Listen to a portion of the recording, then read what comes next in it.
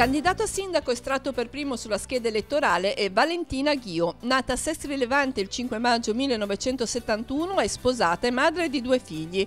Laureata in lettere, svolge la propria attività come funzionario della città metropolitana per le politiche del lavoro. Dopo una brevissima esperienza come consigliere comunale a Sestri Levante all'età di 19 anni, è stata assessore alle politiche sociali e della cultura per 2 mandati consecutivi con il sindaco Andrea Lavarello dal 2003 al 2013, sindaco dal 2013 al 2018. Alle amministrative si candida appoggiata dalle liste Viviamo Sestri, Sestri al centro con Calabrò, Cristiani Riformisti, Sinistra in Comune, Valentina Ghio sindaco. I risultati sono arrivati grazie a un lavoro comune con i cittadini, le associazioni, le parrocchie, le categorie, le persone che vivono e rendono viva la nostra città.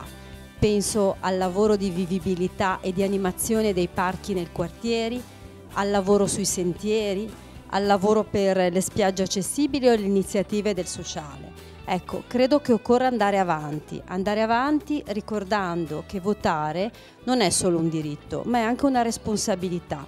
La responsabilità di scegliere a chi far amministrare la propria città.